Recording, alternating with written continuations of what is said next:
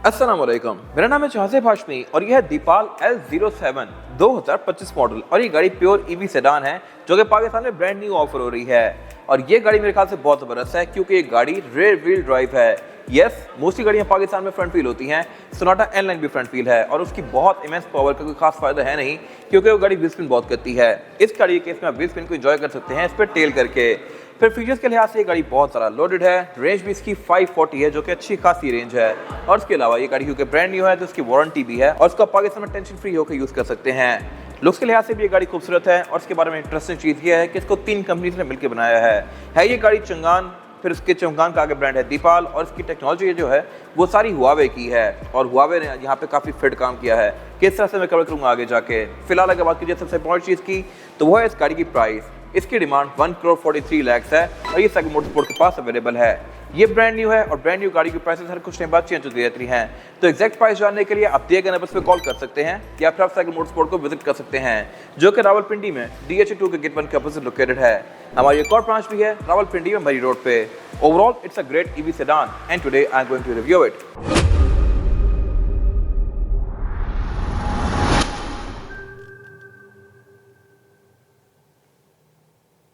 Let's start with the exterior of this car. Looks के लिहाज से ये गाड़ी सही हेड टर्नर है हर एंगल से ही, फ्रंट से भी, बैक से भी और इवन साइड से भी। साइड पे इसके रिम काफी बड़े हैं, बैक पे इसकी लुक्स बहुत खूबसूरत हैं, फ्यूचरिस्टिक हैं और फ्रंट से भी एक गाड़ी काफी जबरदस्त है और इसका डिजाइन भी इटालियन था। बाकी जहाँ तक बात है लुक्स की, तो आपको फर्स्ट ग्लैंस में कोई मसराटी वगैरह लगेगी, बट है ये दीपाल और चाइना की गाड़ी है और अपने प्राइस पॉइंट पे ये गाड़ी मेरे ख्याल से बहुत खूबसूरत लुक्स ऑफर कर रही है। जहाँ तक बात है फीचर्स की, तो इस गाड़ी की हेडलाइट्स में ये LED स्ट्रिप्स दी गई हैं और इसके अलावा इसकी जो हेडलाइट की ये DRL है और इसके अलावा इसकी DRL का जो एंड वाला पोर्शन है ये पेटल डिजाइन में है, हेडलाइट में भी और टेल लाइट में भी। और इसकी जो असल लाइट है वो यहाँ पे नीचे दी गई है। ये ट्रेंड काफी तरह इन होता जा रहा है गाड़ियों में। नई सोनाटा की हेडलाइट भी नीचे आ रही है, बट ये ट्रेंड स्टार्ट BMW ने किया था i7 से। खैर, इसके अलावा यहाँ पे काफ़ी सारी ये विंड टनल्स दी गई हैं जो कि इसकी एरोडायनामिक्स को बेहतर बनाती हैं और फ्रंट से गाड़ी ऑलमोस्ट पूरी ही क्लोज है। इसको भी खास एयर की ज़रूरत है नहीं क्योंकि ये ईवी है, अंदर यहाँ पे कुछ खास नहीं है।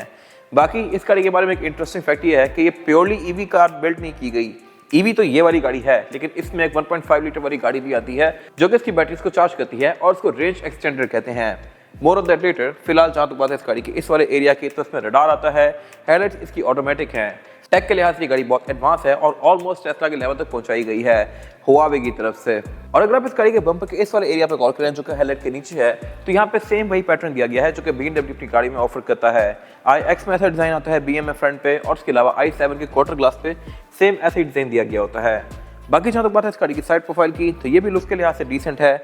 यहाँ पर ये एक पैच दिया गया है, आई एम नॉट श्योर इसका क्या यूज़ है ये बंद थी, मुझे इस पर कोई लाइट या कोई कैमरास नजर नहीं आ रहे।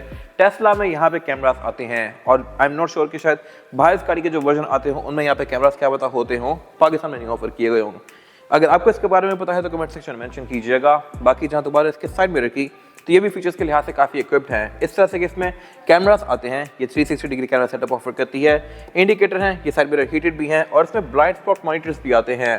फिर ये साइड मिरर काफ़ी ज़्यादा स्ट्रेच किया हुआ है बाहर की तरफ और इसके अंदर एक और मोड भी है। टेस्ला में इसको सेंट्री मोड कहते हैं, इसमें इसको ड्राइव रिकॉर्डर का नाम दिया गया है। बाकी इसके अलावा इसके जो डोर हैंडल्स हैं ये भी मेरे ख्याल से बहुत इंटरेस्टिंग हैं। मोस्टली नई कार्स की तरह इसमें भी डोर हैंडल्स बॉडी के साथ फ्लश हो जाते हैं लॉक करने पे। अनलॉक करने पे इस तरह से बाहर आते हैं, मैं डोर को यूँ खोल सकता हूँ नॉर्मली। लॉक करने पे ये अंदर चले जाते हैं इस तरह से और बॉडी के साथ फ्लश हो जाते हैं। तो इसके एरोडायनामिक्स को भी बेहतर बनाते हैं और लुक्स को भी नीट बनाते हैं। लॉक करने पे ये गाड़ी है साउंड क्रिएट करती है जो कि मेरे ख्याल से थोड़ी सी वियर्ड है। चाइनीज गाड़ी में आपको मोस्टली देखने को मिलती है। अमेरिकन कार्स भी ये साउंड प्रोड्यूस करती हैं, लेकिन तब जब आप चाबी को लेके बाहर निकल जाएं और गाड़ी ऑन ही रह जाए पीछे, तब ये साउंड आती है।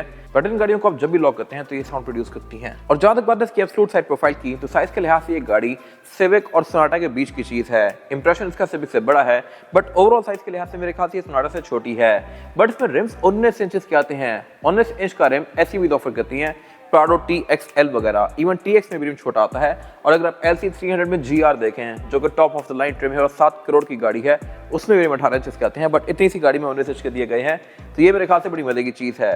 ग्राउंड क्लियरेंस के लिहाज से भी गाड़ी डिसेंट है बड़े रिम्स होने की वजह से।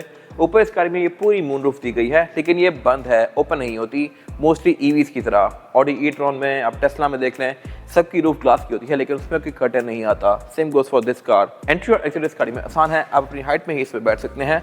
और इसके अलावा अगर आप इसका इंटेलिजेंट रिकॉर्डिंग मोड ऑन कर दें तो जब भी आप इस गाड़ी को लॉक करेंगे या कोई इसके पास से गुजरेगा या इसको टच करेगा तो ये गाड़ी रिकॉर्डिंग ऑन कर देगी और कुछ सेकंड की क्लिप रिकॉर्ड करने के बाद वो सेव कर देती है। आप कभी भी उसको व्यू कर सकते हैं और ये मेरे ख्याल से मजे की चीज़ है। अब ये रिकॉर्डिंग कब करती है, आप इसके इंटरवल्स को डिफाइन कर सकते हैं, वो अंदर जाकर मैं कवर करूंगा अभी स्क्रीन पे। बट ये काफ़ी यूजफुल फीचर है। गाड़ी चारों कैमरास को यूज़ करके पीछे का, साइडों के और फ्रंट का एक व्यू भी ले लेती है और पिक्चर्स भी ले लेती है अगर कुछ सस्पिशियस हो रहा हो तो। लेकिन इस गाड़ी के बारे में जो सबसे बेस्ट चीज़ मुझे लगी है वो ये है कि ये गाड़ी रेयर व्हील ड्राइव है। यस, 250 हॉर्स पावर और रेयर व्हील ड्राइव। तो मेरे ख्याल से अगर लोगों को इस गाड़ी की समझ आई पाकिस्तान में तो ये गाड़ी बहुत बिकेगी। मार्केट के बहुत ज़्यादा फेमस हो गई है और उसके बिकने की मेन वजह उस गाड़ी की एक तो पावर है और फिर रेयर व्हील ड्राइव होना है। उसको आप सही फेर सकते हैं तो वो चीज़ आपको यहाँ पे मिलेगी। इस पर भी आप सही टेल वगैरह कर सकते हैं और ये गाड़ी प्राइस पॉइंट के लिहाज से बहुत ज़्यादा महंगी भी नहीं है। खैर, जहाँ दोबारा इसके रेयर एक्सेल की तो यहाँ भी डिस्क ब्रेक्स दी गई हैं। ट्रेम ये 19 इंचेस की ही है। बाकी बैक पे भी इसमें डिस्क ब्रेक्स आती हैं और डिज़ाइन के लिहाज से ये गाड़ी स्पोर्ट बैक है। स्पोर्ट बैक क्या होती है मैं कवर करूंगा अभी आगे जाके। बट जहाँ तक बात है इस गाड़ी के रेयर एंड की तो ये आपके सही पैसे पूरे करेगा। यहाँ पर tail lights end to end continue कर रही हैं और ये बहुत खूबसूरत हैं। यहाँ पे लेवल ऑफ डिटेल बड़ा नेक्स्ट लेवल पे है। और इसके अलावा बाकी इसमें फिर एक रेयर फॉग भी आती है फार्मूला 1 स्टाइल की। मोस्टली F1 कार्स में यहाँ पे दी गई होती है लाइट, वरना इन गाड़ियों में रेयर फॉग यहाँ पे दी गई होती है या छोटी मोटी यहाँ पे आती है। बट इसमें इसकी लोकेशन काफ़ी फिट रखी गई है। बाकी गाड़ी फ्रंट और बैक पे पार्किंग सेंसर भी ऑफर करती है और जैसा कि मैंने बताया कि ये स्पोर्ट बैक है तो इसकी डिग्गी जो है ये इस तरह से ओपन होती है। ये विंड स्क्रीन को साथ ही लेके जाती है और इस तरह की Audi A5 आती है। अब इसका फ़ायदा यह है कि ट्रंक की जो कैपेसिटी है ये काफ़ी इंप्रूव हो जाती है। आप सामान ऊपर तक स्टोर कर सकते हैं और इसके अलावा आप इसके रेयर बेंचेस को फोल्ड करके ट्रंक कैपेसिटी को और स्पेशियस भी बना सकते हैं। और बाकी इसके अलावा यहाँ पे साउंड सिस्टम भी अच्छा दिया गया है। सब वूफर इसकी एक डिग्गी में भी आता है। बाकी इसकी अपनी एक्सेसरीज पड़ी हुई हैं जो कि कंपनी से ही आती हैं।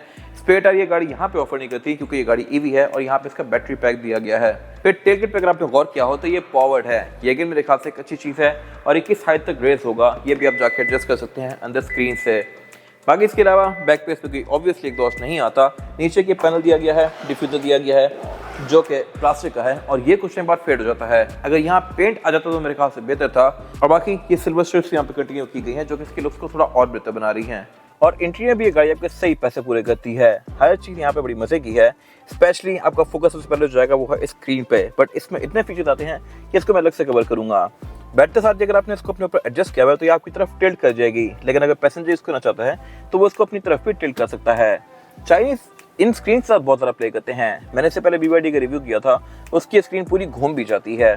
खैर, जहाँ दोबारा फिलहाल स्टीयरिंग व्हील की तो ये बॉटम कट है और ओवरऑल ग्रिप के लिहाज से, फील के लिहाज से बहुत प्रीमियम है। ये पूरा ही लेदर स्टिच्ड है और यहाँ पे अंदर स्टिचिंग अलग कलर की दी गई है जो कि इसके इंटीरियर की बाकी स्टिचिंग के साथ मैच करती है। स्टीयरिंग पे दीपक का साइन दिया गया है और ये भी काफी हद तक टेस्ला से मिलता जुलता है। टेस्ला में टी होता है और उसके आसपास कुछ नहीं होता, इसमें आसपास सब कुछ है और टी वाला एरिया खाली है। तो इंस्पिरेशन यहाँ पे काफी हद तक उससे ली गई है। फिर इसका गेयर सेलेक्टर जो है ये काफी हद तक मर्सिडीज से इंस्पायर्ड है और इसी से ही आप इसका क्रूज कंट्रोल भी लगा सकते हैं। इंडिकेटर इसके लेफ्ट पे दिए गए हैं, वाइपर कंट्रोल भी इसके यहीं पे है। और जहाँ तक बात है इस गाड़ी के मीटर की तो ये भी पूरी ही स्क्रीन है। इसको भी आप काफी हद तक कॉन्फ़िगर कर सकते हैं और इसमें बहुत सारी चीजें आती हैं, लेकिन ये सब कुछ वही है जो कि मोस्टली गाड़ी में आता है तो इसमें बहुत सारा बात करने का फायदा है नहीं। उससे पीछे इसका हेडअप डिस्प्ले दिया गया है और ये भी काफी बड़ा है। इससे पहले मैंने मर्सिडीज में इतना बड़ा हेडअप डिस्प्ले देखा है, मर्सिडीज C या E क्लास में, उनमें बहुत बड़ा आता है। Same goes for this car. But इसका आई एम नॉट श्योर कि यूज क्या है क्योंकि इसमें जो आपको स्पीड है और क्रूज कंट्रोल की लिमिट है वो छोटी सी ही नजर आ रही है, बाकी सारा एरिया खाली है। आई एम श्योर कि यहाँ पे आप कुछ ना कुछ ऐड कर सकते होंगे या इसके अपडेट से यहाँ पे चीजें और ऐड हो जाएंगी, बट अभी तो ये बिल्कुल बेसिक है। डैशबोर्ड के सेंटर में एक काफी बड़ी सारी ग्रिल दी गई है जो कि इसका सब वूफर है। डैशबोर्ड की क्वालिटी भी इसकी अच्छी है। साउंड सिस्टम इसमें सोनी का है तो ये मेरे ख्याल से बड़ी जबरदस्त चीज है और इसकी साउंड मैंने पहले टेस्ट की है। वॉल्यूम इसका भी बहुत ज्यादा ऊंचा नहीं होता, लेकिन जितना है क्वालिटी वाला है। और इसके अलावा बाकी सेंटर में ये आ गई इसकी स्क्रीन की फीचर में डिस्कस करूंगा आगे जाकर, लेकिन सबसे मजे का फीचर जो मुझे लगा है वो है ये म्यूजिक लाइट शो और इसके लिए मैंने थोड़ी सी लाइट्स कम करवाई हैं और ये रहा इसका लाइट शो। अगर मैं इसको इनेबल करूंगा तो यहाँ पे ये गाड़ी मुझे काफी सही वार्निंग्स देती है। 15 सेकंड का ये काउंटडाउन करती है ताकि आपको टाइम मिले कि आप बाहर जा सकें उतर के। और ये रहा इसका लाइट शो। 3, 2, 1।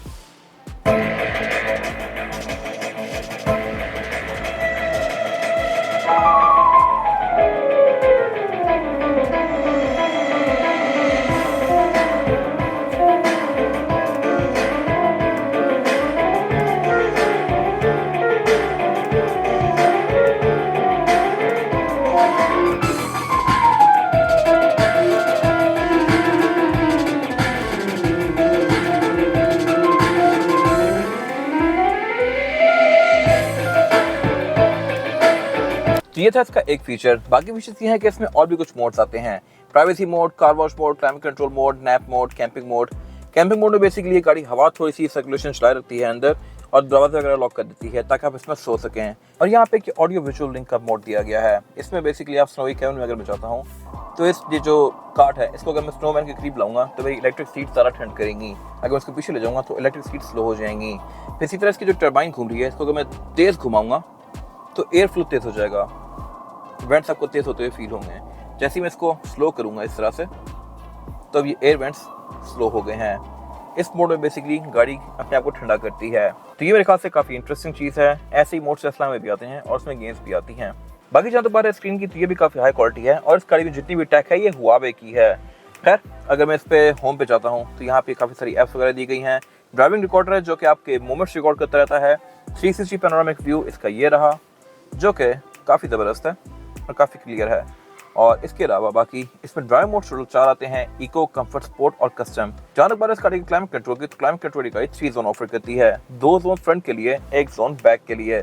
और इसकी फ्लो को भी मैं इस तरह से एडजस्ट कर सकता हूँ। यहाँ पे कोई फिजिकल बटन्स नहीं दिए गए, इनको मैं ऐसे ही घुमाऊंगा और ये चीज़ काफ़ी हद तक टेस्ला से इंस्पायर्ड है। फिर जहाँ तक बात है सीट्स की, तो सीट्स इसमें सिर्फ वेंटिलेटेड हैं, हीटेड नहीं है, तो ये मेरे ख्याल से बेहतर हो सकती थी। और बाकी जहाँ तक बात है गाड़ी की, तो इसके सारे फीचर्स मैं यहीं से यूज़ कर सकता हूँ। डिग्गी कितनी खुलेगी मैं यहाँ से एडजस्ट कर सकता हूँ, गाड़ी के मोस्टली फीचर्स यहाँ से यूज़ कर सकता हूँ। कैबिन की सिक्योरिटी, साइड मिरर की एडजस्टमेंट, फोल्डिंग अनफोल्डिंग, सब कुछ मैं यहीं से कर सकता हूँ।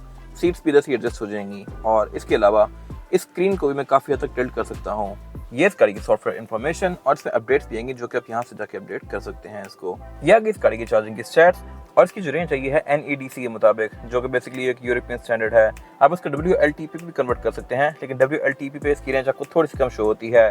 मैंने जो बताया आपको इसकी 540 की रेंज वो NEDC पे है और यहाँ पे आपको NEDC शो भी हो रहा है ताकि आप कंफ्यूज ना हो। फिर इसके हेड्स अप डिस्प्ले को भी आप यहाँ से काफी तक एडजस्ट कर सकते हैं। बाकी इसमें एंड्रॉइड ऑटो, एप्पल कारप्ले वगैरह सब कुछ आता है। फिर बाकी नीचे यहाँ पे इसके एयरवेंट्स दिए गए हैं जो कि अगेन काफी हद तक टेस्ला से इंस्पायर्ड हैं, क्योंकि ग्रिल्स भी बिल्कुल मिनिमलिस्टिक सी हैं और इनका एयर फ्लो आप अंदर से एडजस्ट कर सकते हैं। और इसके अलावा फिर नीचे इसका ये वायरलेस चार्जिंग पैड दिया गया है। लेफ्ट पे वायरलेस चार्जर है, राइट पे ये ब्लैंक है। लेफ्ट वाले पैड पे आप जैसे फोन रखेंगे तो फोन चार्ज होना शुरू हो ही जाएगा, लेकिन साथ नीचे ये एयर वेंट्स भी ऑन हो जाते हैं ताकि फोन को हीट ना होने देंगे।